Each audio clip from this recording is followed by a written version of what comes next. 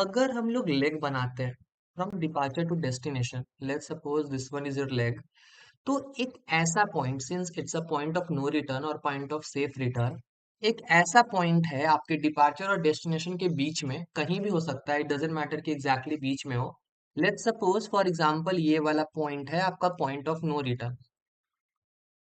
तो हमारा डेफिनेशन कुछ ये बताता है पॉइंट ऑफ नो रिटर्न का मतलब, अगर आपका एयरक्राफ्ट फ्लाई करते हुए आगे जाता है और उसमें जितना भी फ्यूल है, जितना भी कुछ सर्टेन अमाउंट ऑफ फ्यूल जो है आपने उसके फ्यूल टैंक में फुल किया होगा। लेट्स सपोज ये है आपका फ्यूल टैंक।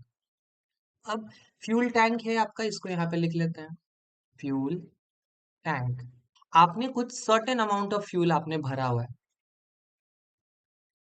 कुछ सर्टेन अमाउंट ऑफ फ्यूल आपने अपने एयरक्राफ्ट में फिल किया है।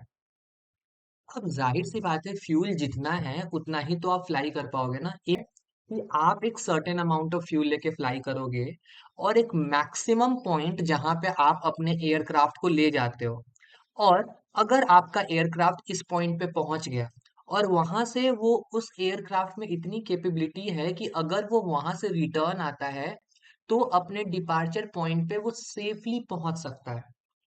अगर इस पॉइंट को आपका एयरक्राफ्ट एक्सीड कर गया, let's suppose point of no return के थोड़ा सा आगे आ गया, जो कि मैंने अभी यहाँ तक बनाया यहाँ पे, तो अगर आपका aircraft point of no return को एक्सीड करता है तो उस केस में आपका एयरक्राफ्ट रिटर्न होके डिपार्चर पॉइंट पे नहीं आ सकता है।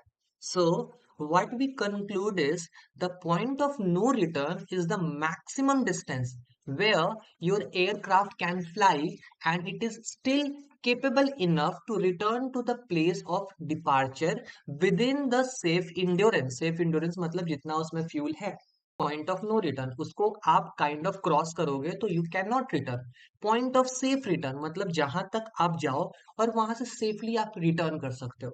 तो ये रिलेटेबल लग रहा होगा, ये रिलेटेबल लग रहा होगा। अब ये रेडियस ऑफ एक्शन क्या है?